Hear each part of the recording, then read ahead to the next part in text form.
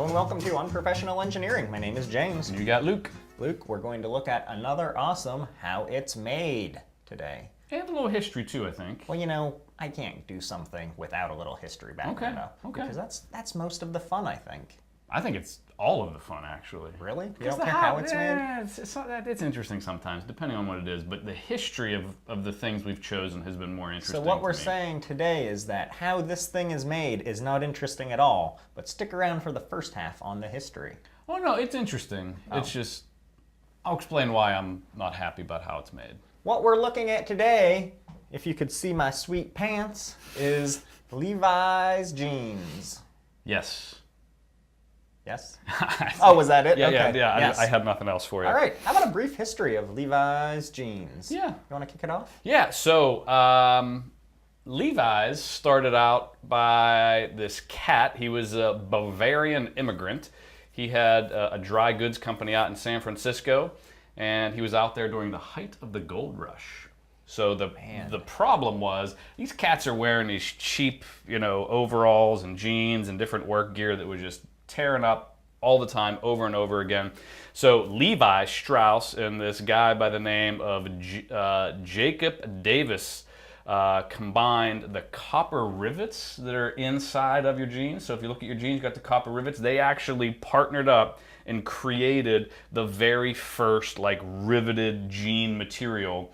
And it actually wasn't jeans at first. They actually made these waistcoats and overalls. They did. And then finally in 1873, so this was 1853 is whenever these cats got together. And then it wasn't really until 1873 that they actually came up with the jean. That's what I got. Do you have something different? You want me to give my version of history? Yeah, go ahead.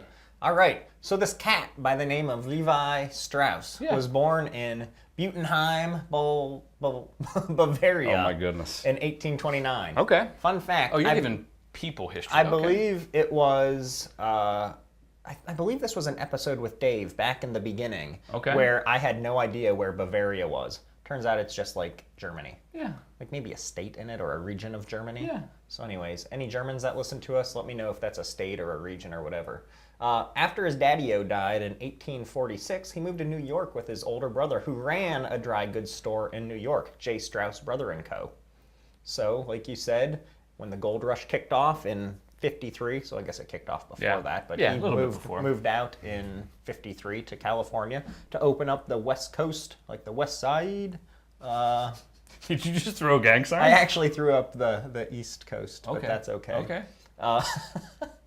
Anyways, he moved out to California and started up the West Side branch, and then eventually renamed it Levi Strauss & Co. And so he did okay out there because in 72, a tailor, like you mentioned, Jacob Davis, pinged old Levi and said, "Hey man, I'm broke, but I fix people's jeans all the time with these sweet rivets, and I want to patent this thing. Can you cover the cost of that? We'll be partners." And he's like, "Well, that's a good idea." Now the tailor, Jacob, bought all of his denim off of Levi as a wholesaler. And so on May 20th of 73, they got the patent for blue jeans, which is pretty exciting. Levi was big in the San Francisco community. This has nothing to do with the fun history of jeans. That's all right. Just that he was big in the community. He was a big-time philanthropist, which, it's nice to see these successful people be, good people as well. He gave away a ton of scholarships to Berkeley because, Berkeley's important to go to, and you have to be rich, I guess, or smart. So. My old boss went to Berkeley, Who? I think. Mesa boss? Yeah, Sam. Really? I'm pretty sure Sam was a Berkeley grad. Good for him. Good job, Sam. Good school. When he died in 1902, he left money to a bunch of funds and associations, and the rest of his, at that time, $6 million that he was worth to his, I think, 4 nephews and other family members. That seems like so a he must lot have never of money made any babies. $6 million back then? Yeah, I know. I don't have $6 million back now. Or ever. Back now, or ever. So, interesting thing, do you know what the jeans were called before they got their iconic 501 name?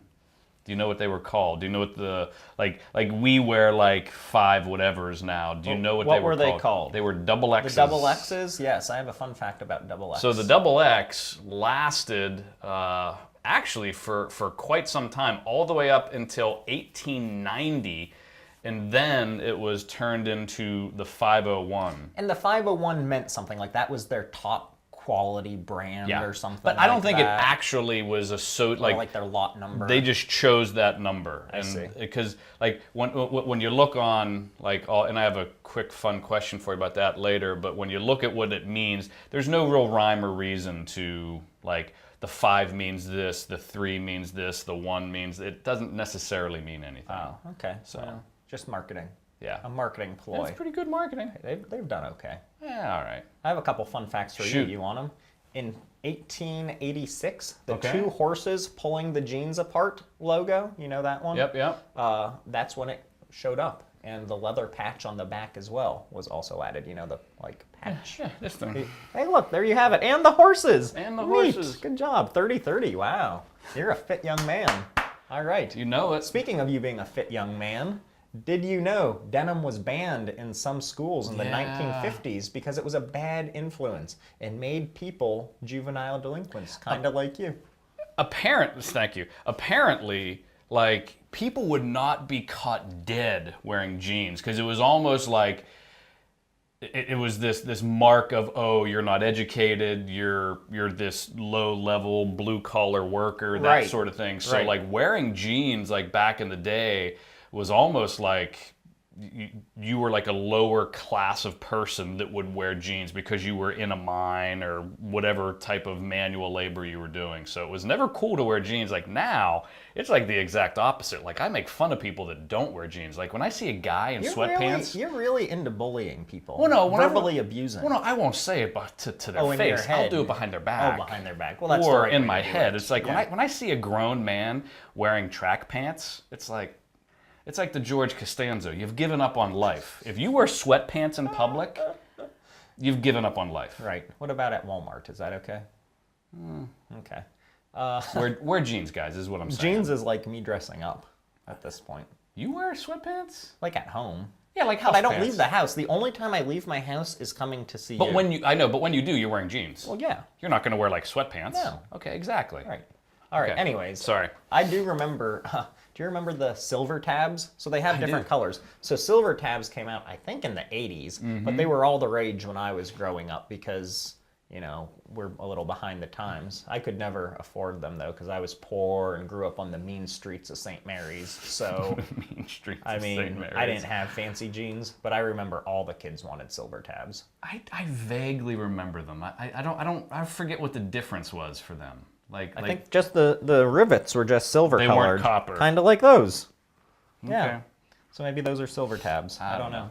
Anyways, before we go on with the actual how it's made process, do you have any more history you wanted to get into? I got a lot of history, actually. We can save some for afterwards. We'll save that for fun facts after how it's made. Okay. How about that? Perfect. All right, so let's take a break for a word from our sponsor. It's got to be Levi's. I mean, obviously it's Levi's. Because I don't think I've ever worn any other. I've never purchased, like when I was a kid, your parents are buying you whatever, like Oshkosh or whatever they're buying you. Right. I don't think as an adult buying my own clothing, I've ever bought anything other than Levi's. I buy Levi's now because the wife's like, oh, James, it makes your booty look so much nicer. So that sounds nothing like your wife. Because it's so flat. That's what she says. I don't think she sounds like that. No. Levi's did not sponsor us. And I highly doubt she said that to you. But okay, so not Levi's. Who do we got then? We have no one, but we have some shout-outs. Oh, I thought maybe we had Jordache. Jordache. Actually, they said that Jordache took a big chunk of money away from Levi's Back in the because day. they were unwilling to get into the hip-hop scene. Oh, yeah, I thought that was interesting. Interesting. Anyway, shout out to our girl, Katrina, Okay, who dog. suggested that Luke is a bad engineer. What? Because of your airplane comments. Oh. And also suggested that the Ford Pinto is terrible engineering, which I can't argue with that. Oh. Okay, Are you a fan of the Ford Pinto? No, I'm not a fan of the Ford Pinto. I don't need you to defend yourself. I'm just telling you she said you're bad at it. Well, I also have Katrina and I will have words. You have words. We will have words. We have a shout out for my boy Clark. Oh, I love Clark. Because no, not today you don't. Oh. Clark said, I can't believe Luke seems to know so little about everything. And I informed him it's not that. He just doesn't have a deep research of all of his topics at times. Mostly your terrible engineering. I feel like Clark hates me. He's hating on you right now. But you're going to spin. Do you ever get these and you just don't? And you just don't report There's them? There's something to be said about being in charge of the emails, and having your friends being the one giving feedback. So you're friends with Clark? Oh yeah, like in-person friends. In person. Yeah. So he's not going to be like, "Hey James, you suck." Okay, I might have to have words with Clark. All right. I'm sure I'd like him. Yeah, he's a nice guy. He's totally correct. I just. All right. Being transparent, If you have any complaints about Luke or me Or that will be James. ignored, feel free to email us at unprofessionalengineering@gmail.com. Ask for stickers as well. We have great stickers to give away. They were S all the way to the wheat. I don't remember. Yeah. It was something. Or if you want to make a Facebook comment about James, because he controls the email, he doesn't control the Facebook as tightly, comment about how bad James does stuff instead of me. That works as well. Also, if you would like to really help us out, go and subscribe to us on iTunes or wherever it is you listen to podcasts if you use inferior products. And give us a review as well. That would be awesome because that will build our fame. Somebody will pick us up and start paying us to do this, and we will retire in no time. And then you won't get this podcast anymore. No, I think we would just retire from our day jobs, and then we would just do this kind of like... I think they'd buy the brand from us and kick us off the show. What? Yeah. We are the show. I know we are. Okay. All right, so anyways, let's move on to how Levi's are actually made. And the process is... I'll go with kind of interesting. How about that? I thought it was very interesting. Wow. It was I think you're overselling. No. I undersell and overperform. You oversell and we'll see what happens. I undersell and underperform? Maybe that's it. I was shocked at the amount of automation in like engineering equipment that was involved. Now, granted, back in the day, it was... very manual. People sewing and manual, but the current production of jeans is a pretty amazing feat of automation in combination with a lot of manual labor. It's true. I watched a video on like a fully custom pair being made. Okay. And first off, it probably cost the dude $12 billion for this pair of jeans because the guy's like measuring it and cutting it. I actually pinned it on our YouTube channel if you want to go. Is it called pinning? Whatever it is. I added it to a list. Okay. But the guy ordering them, of course, had like a flat brim cap on. I saw the exact same one. Oh, it was terrible. But yeah, a lot of machines working on these things to pump this stuff out.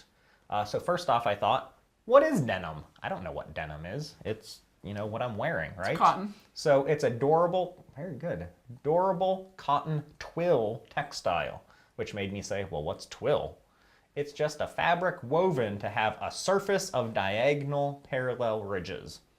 So, when you get into this whole fabric thing, apparently there's a lot more than you just get cloth. But if you look at it, you can kind of see that as well. Interesting. If you, there was a comb manufacturing, I think was the name of the company, for over, I think 100 years, maybe like 110 years. They were the only provider for the 501 denim for Levi. Right? They had this relationship, and unfortunately, I think it was back in like 2012, they actually went, you're killing me with your mic here. Let's get you hooked up. You got to get it in the clip. There you go.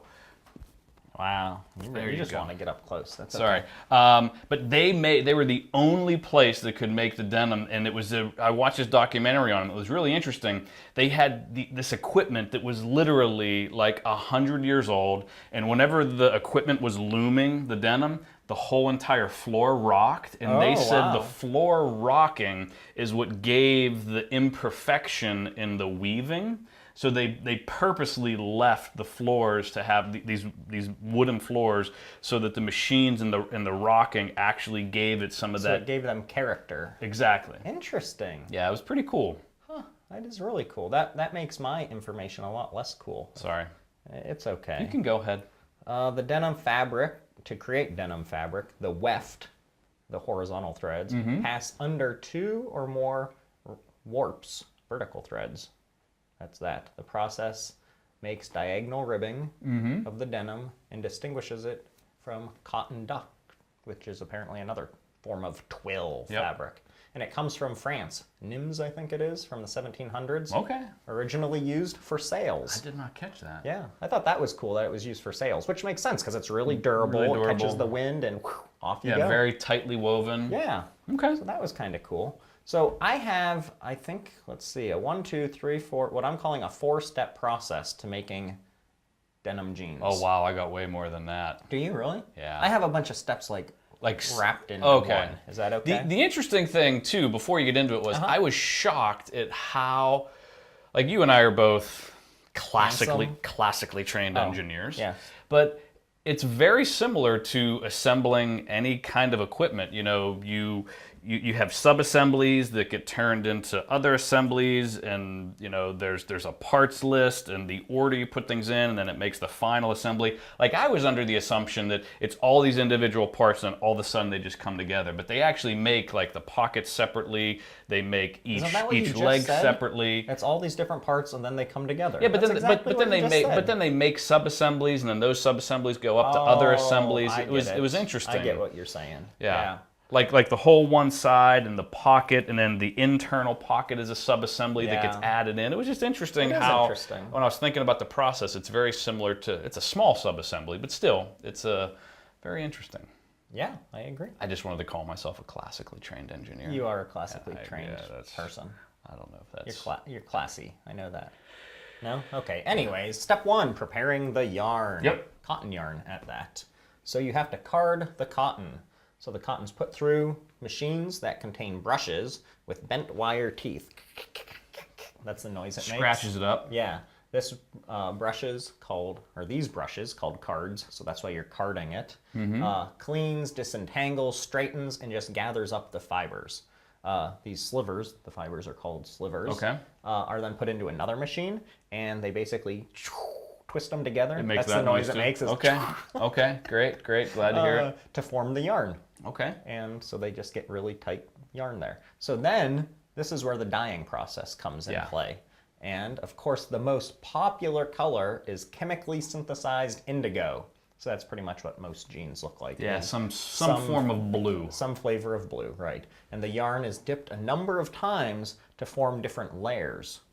So that's kind of important later on. But that's also, fun fact, the reason why jeans fade over time. Because it's in layers, they'll still remain a form of blue, but like one of the layers will come off or wear off, and that's why they get that faded look. Okay. The yarn is then slashed, which I thought was cool, like the guy with the guitar, but not. From Guns N' Roses. Right. Or coated with like a starchy substance, and that's why they're so rigid. Okay. And it gives them a little extra strength as well. So that's kind of neat. I like that. So step 3 is weaving the yarn, which also is, not that exciting. So it's woven through large mechanical looms. So like you said, back in the day, it was like little old ladies using the loom, like doing this stuff. Now it's 100%. Now it's, all mechanical. So much so that, where was it? You can make a whole bunch of stuff. Here it is. A modern loom can produce 3,000 meters of 3-meter wide cloth each week. 3,000 meters of cloth. That's a lot of cotton. That's a lot of blue jean, right? Yeah, it is. So that's kind of cool. Denim is not 100% blue as well. The blue dyed threads that we talked about that we were dipping into the synthesized indigo is forming the warp, so the long vertical threads, and it's combined with white threads that are the shorter horizontal threads. So if you look at your jeans, you can see white through them. I got you. So it's not all just blue. So that's interesting. And then comes the part that you really love, and that's the making of the jeans. Yeah, this I had all the different sequences for. So that was making the denim material all before. Right. That's all making the actual material before it gets into creating. Can I do the making the jean, and then you can correct all my wrongness? You know what I'm going to do is do you one better, and I'm going to give you this week's Luke's terrible or great or meh engineering before we get into how it's made. Okay, thank you. Go ahead. So again, like our previous episode, I'm going to talk about my trip to the UK. So I lost my adapter. And the fact like your power? Yeah, so they're a hotel. How do they not have adapters? And why? And I get we're on different sides of the ocean, but it's literally 2018. And all over the world, we use different forms of power, and that kind of amazes me. Like, I could see if it was like the 50s, the 60s, the 70s, even like maybe, but the fact that we do not use the same power and whenever you go to different countries, even just in like Europe, you either have to have the 2 round prongs. See, this is where I thought you were going with things. Like, I don't care that they don't have adapters for me. I don't care what kind of power you're using. Just have the same outlet for me everywhere. You drive me nuts. Like, why wouldn't you make the outlet have the big 3 one they use in the UK, or just have the US? Just make a plug like that. It makes no sense to me. I have an adapter that's like the Swiss Army knife of plugs. Oh. And so it takes me 9 years to figure out which one to use anyways. But when I went to the UK the first time, I flipped it out wrong and still plugged it in, and it basically melted one of my plastic prongs.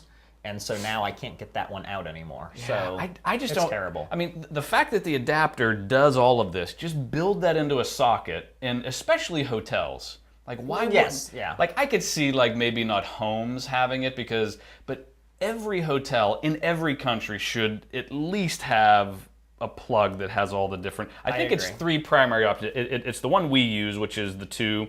The UK uses the 3, and then I think Germany and some of the other ones I've been to, they use the 2 round ones. I feel like we probably would end up having to change all of our outlets. Yeah. So let's maybe not do that. But I like this one. This was a good, terrible engineering. Yeah, work. it's well just, done. Thank you. All right. So how about how jeans are made? Yeah, so this was actually, like I said at the beginning, I was shocked at how automated it was, but yet how many people it takes. So fun fact to kick us off, how many people on average do you think it takes to make a single pair of jeans? Like physically a person touching or working with a pair of jeans, considering all the automation? 12. 85. 85? Wow, I was not close. So the very first thing they do is they take that roll, all the denim you just made, they take that roll and they just layer this over and over and over like lasagna, right? So you get maybe 20, 30, 50 layers, whatever it is. Didn't have to go to lasagna, man. Sorry. Okay, go ahead. Then what they do is they take the templates. So these are paper templates. Now keep in mind, Cardboard or these something. stacks are like 6, 8, 10, 12 inches tall sometimes. And this knife is the sweetest thing I've ever seen. I don't know if it's like a sonic knife or a saw blade. I couldn't get a good view of it in the videos, but they basically cut through like 30 to 50 layers of denim at one time following this pattern, and it's nested. So if you think about like sheet metal nesting, they take all the pockets and all the little pieces they need and they have that pattern. And some person manually, this one isn't usually done with computers. I think some of the bigger companies like Levi's might, but they cut it all by hand. And then they have like stacks and stacks and stacks of the templates. So after they have them nested. Ooh, can I interrupt real quick? Shoot. So first off, I was imagining a guy with a machete, like he's chopping down the coffee beans and the cacao seeds and all that. No. Anyways, cacao? Cacao. But cacao. That was good. Up to 80 different sizes are possible for one pattern. That's crazy. Isn't that nuts? Well, if you think like, you know, there's little guys. There's little guys like us. There's big guys. There's really big guys. Right. There's really little guys. There's kids. There's women's. I mean, just think of all the different varieties. Yeah. Okay. Continue. Okay. So after these are cut, then what happens is this is critical that they have to keep the jeans and the materials in batches because of color variation. So you can't just like cut all these templates and mix and match it with other, you know, looms and rolls, because what happens is the variation from roll to roll in color could be pretty drastic in some cases. Sure. So you got to keep these all together and it's all tracked. And then this is where the automation kicks in and you start to see. So the coolest machine I saw was, so if you think of your pockets, your back pockets, basically all the edges get folded in. It gets put on the butt of the back panel of the leg, and then they fold and stitch in like 5 seconds per pocket. The machine, it was the coolest looking. It was the shape of the pocket. It folded, it stitched. I was shocked at the automation.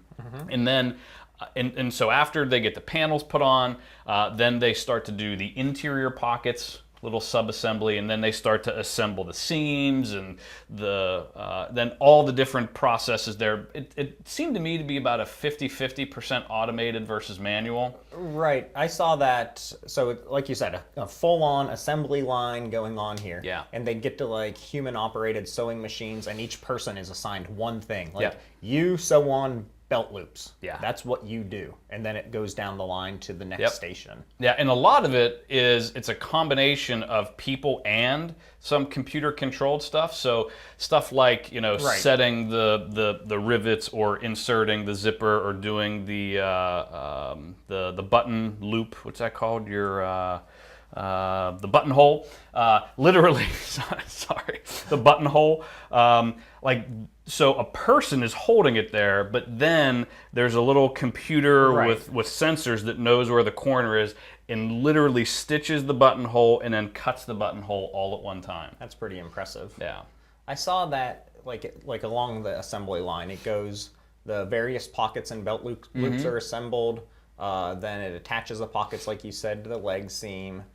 Sews the leg seam together, attaches the waistband, which apparently is its own They call it a sub-assembly. riser, yeah. Riser. Look at you. You're going to get hired by Levi's soon, I think. Yeah. Yep. Once the waistband is secured, the belt loops can be stitched and the buttons are attached.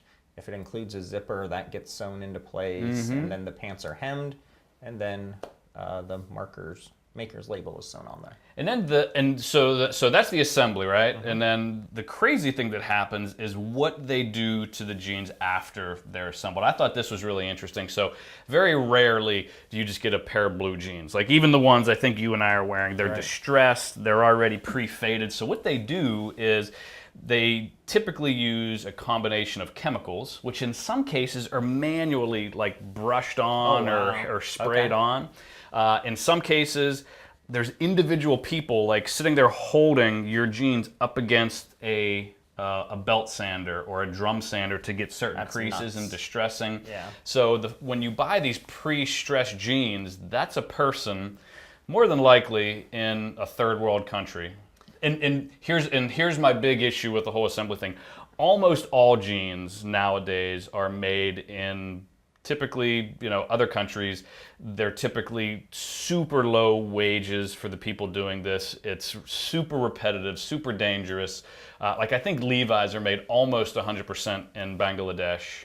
None in America now. Well, you can get them, but they're like ridiculously expensive. That's like those custom silly things. Like you were just talking about. Yeah. So that's my issue with the jeans, they're paying them so little. It's this repetitive work. They've outsourced it, and I get they got to keep up with demand and do that sort of thing. But the textile industry in general is a rough industry to kind of be in. So that's my issue. So they have all the washing, the coloring, the pre-stressing, like all that stuff happens, and then finally these things are manually ironed, the creases, and then they fold them, ship them, and then next thing you know, you and I are at Kohl's buying $60 Levi's. Right. Before we get into our fun facts, yes, I want to do two more things. Talk about two more things. One, the creation of the second coolest kind of jeans ever, and that's stonewashed. Okay. So stonewashing means you're washing the jeans, but pumice is added to the load, which results in the fading, which is actually small stones less than 1 inch in diameter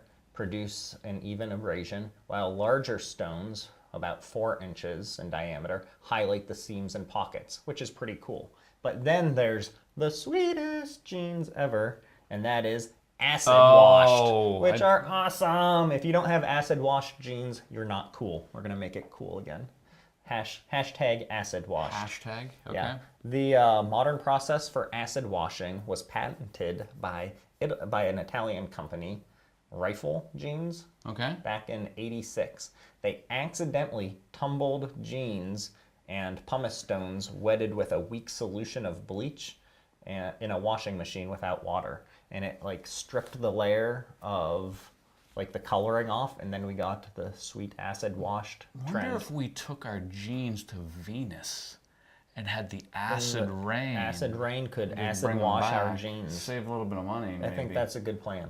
So anyways, if you want to be cool like us, you will get some acid wash jeans. Did you wear acid wash jeans, or was that after your time? That was after my time. So No, that was before my time. I definitely wore acid wash jeans. Of course you Okay. did. You're so cool. I did. All right, fun facts. You ready? Okay, fun facts. Well, some of these are just questions. Do you wash your jeans? And if so, how often? I do wash my jeans once a week, and I don't think the wife dries them. Okay. How often do you wash your jeans? So I only wash my jeans if there is a visible stain on them. Okay. That's probably once a week for me. No, yeah. Well, so the jeans I have on right now, these are, my guess is I've had these. But what I do with my jeans is I wear my jeans literally until I can't wear them anymore, and then I just buy a whole new pair. So right now I have 2 pairs of jeans. That's all I own. I think I have 3. And I will wear them and wear them. As soon as a visible stain shows up, then I wash it. So these, I've had these probably 4 months, and I don't think I've washed them once. Wow, that's gross. I am no longer going to sit by you. But do you know how you maintain and do that? So first of all, you can spray it with a weak solution of white vinegar or vodka, if you happen to have vodka in your house. If I happen to. It freshens it. Or you fold them up, put them in a plastic bag, and you put them in the freezer for 2 days, and it kills any bacteria that might be in the I'm going to be honest, the last thing I need is to spray my clothing with alcohol. So we're going to do that. You get enough on it anyways. Okay, so next one. How many quit looking at my screen. I can't read that far. How many different styles of jeans does Levi's make? Like all the numbers? 19. I hate you. I could actually see that number. That's all I could see. Yeah, Sorry. so they have 19 different varieties, Wow, that's 13 impressive. for men and 6 for women. Oh. And they share the 501. So there's Oh, okay. 501s for guys and 501 for the ladies. Any more fun facts? We did the number of people. How long does it take to make a pair of jeans from soup to nuts? Like, what's the process? 8 weeks. It is approximately, I think, about 48 hours. So, like, from when they cut it and all the automation and people, I was thinking like all the materials getting woven. No. I meant like the assembly process. Oh, then probably 48 hours-ish. Yeah, 48 hours-ish. Okay, great. Any others? No. Okay, you want a few? Yeah. The first pants Levi's produced were made out of duck canvas. True. Oh, well, that is okay. That is true. Yes. The first jeans were called waist overall. Yes. Yes. Oh, this is neat. Their stitched logo, like the thing on the back of the pockets, is called an arcuate, and they don't really know what it means. They just kind of thought it was cool and slapped it on there. Did you know that the bat wing thing is only? That's what I mean. The bat wing. Yeah, but you know that was only introduced back in Yes. 1967. So before that, they didn't have that. That was just something they made. How about that? Double X denotes the strength of the denim, apparently. Levi's didn't start selling women's jeans until 1934. Before that, this is kind of horrible. Okay. Before that, they had to wear their, quote, boyfriend's jeans. So that was pretty awful, so way to change that, Levi's. Yeah. The 501's crotch rivet was removed because it would heat up around a campfire. There was a rivet on the crotch? Because that's like underneath-ish, I think, where it all comes together. I don't know. And Levi's weren't sold on the East Coast until the 50s, around the time you were born, right? Roughly. Give or take. Yeah. Blue jeans and Levi's were banned in the Soviet Union due to the fear of spreading capitalism. Levi's shuttered its last remaining American plant in 2004. And probably the best and most important fact about Levi's, Luke Skywalker wore a bleached pair of Levi's in the first Star Wars film. That's amazing. I thought so as well. Tying this last week's episode with this week, Lando Calrissian, and Venus, and Luke and Levi's. It all comes together. I like it. Yeah. So, yeah, hopefully somebody learned something about Levi's. Maybe they made it the whole way through this and are like, man, you guys are great. Thanks for explaining my blue jeans to me. Yeah, I think it's interesting. The fact that it's such an iconic brand, it was actually named, like, I think back in 2012 maybe, like the article of clothing of the century by like some garment magazine. I could see it. Like everybody owns jeans. Yeah. Do you own Dockers? I used to. I don't know if I do anymore. Yeah, I don't think I do. I didn't realize Dockers was a Levi's brand. Yeah, I didn't realize that either. I did know that Brett Favre loves Wranglers. Oh, do you wear any other? Sorry, last thing. Do you wear any other brands? I don't know what I have now. I think all I have is Levi's now, but I have worn like Gap jeans and Express and things like that. You're a Levi's. I'm just afraid to change them. well, if it works, why not? Yeah. Okay. All right. Well, I guess until next week. See ya.